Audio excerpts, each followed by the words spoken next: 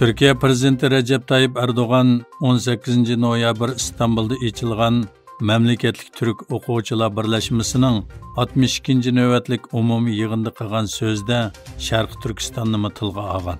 Erdoğan Memleketlik Türk O'quvchilar Birleşmesining 1916-yil qurilganligini, tarixdan buyon agir to'qay yo'llarni boshdan kechirganligini, birlashmaning Separus masalasiga ega bo'lishdan tortib Sharq Turkiston masalasining taraqqiyotigacha Aya Sofiya jamiyasining qayta ibodatga ichilish davosidan Buyuk Türkiye kurishini o'z ichiga olgan doiragacha kengaytirilganligini ta'kidlagan.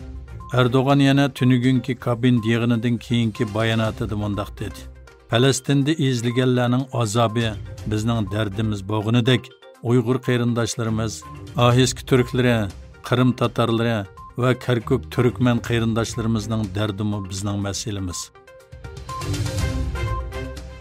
Xitoy Sharq Turkistonning tabiiy boyligini uzluksiz bulang-talang qilib kelayotgan bo'lib, yaqindan beri bulang-talangni texmi kuchaytgandan sirt har xil tajriba sinoqlarni kuchaytgan.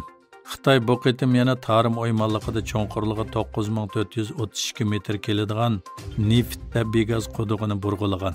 Sharq Turkistondagi Xitoy tashviqot organi Tangirtog' to'rining 16 noyabr xabar qilishicha, Xitoy neft ximiya sanoati guruhining Şimdi 1-nomer Yujin 3XS 3 quduqi rasmiy o't yiqib sinaq qilingan bo'lib, tarim o'ymonligi suluq yer tabiiy muhofazat rayoni qizil siziqining sirtiga joylashgan.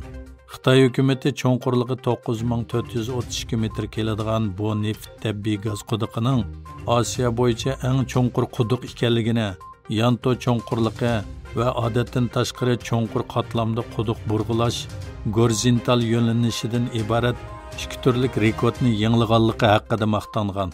Bildirilishicha, mazkur quduqdan kuniga 200 tonna xam neft, 50 ming kub metr tabiiy gaz ishlab chiqarg'ili bo'ladi ekan.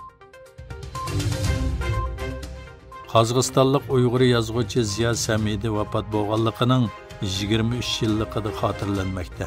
Qozog'istonda tug'ilgan Uyg'ur yozuvchisi Ziya Samidi Xitoyning Sharq Turkiston xalqiga qilgan zulmlari haqida so'zlaganlik uchun turli besimlarga uchirgan. U Qozog'istonda mamlakatlik zo'r mukofotlarga erishgan. Ziya Samidi 1914-yil 4-oyning 15-kuni Qozog'istonning Olmao't rayonining Yarkent shahrida tug'ilgan. U 1944-yili Sharq Turkiston armiyasiga qatnashgan va polkovnik unvoniga erishgan. U hozirgi zamon Uyg'ur adabiyotidagi eng dongli yozuvchilarning biri sifatida tanildi. O'zbekistondagi universitetlarning soni 2016-yildagi 77 dan 212 ga, to'liq o'rta maktabni bitirgan o'quvchilarning universitetga kirish nisbati 9% dan 38% ga o'rlagan.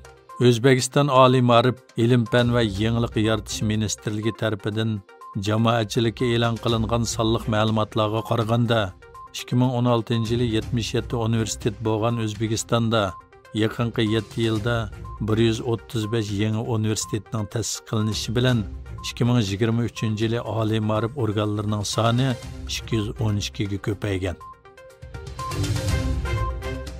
Xitoy istixborot organlari atalmish josuslikqa qarshi turish qonuniga asosan tashqi savdoga aralashishni kuchaytgan bo'lib, bu Xitoy bilan Yevropa ittifoqining savdo munosabatini yirgilashtirgan sabablarning biri bo'lib qolgan.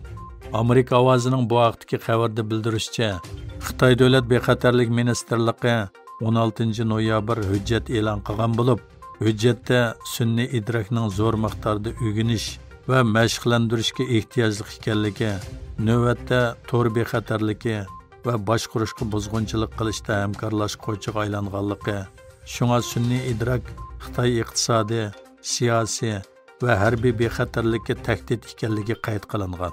Hujjatda yana Xitoy davlat bexatarlik organlarining har jihatdan funksiyasini kuchaytirib, sun'iy idrokning xavfi va xirisiga taqobil turish uchun puxta davlat bexatarlik mudofaa to'siqi paydo qilish kerakligi da'vo qilingan.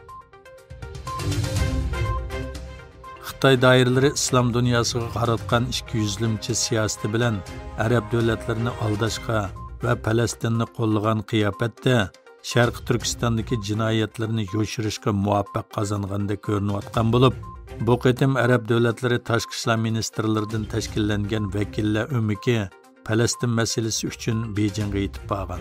Egilinishcha, Xitoy tashqi ishlar ministri Wang Yi, Saudiya Arabiston tashqi ishlar vaziri Faysal bin Farhan, Iordaniyaning muavin bosh ministri, qo'shimcha tashqi ishlar ministri Ayman Safadi, Misr tashqi ishlar ministri Samih Shukri, Indoneziya tashqi ishlar ministri Zeytno Marsudi, Falastin tashqi ishlar ministri Riyaz Maliki va Islom hamkorlik tashkilotining bosh kotibi Husayn Ibrohim Taha qatorliqlardan tashkillangan hay'at bilan ko'rishgan.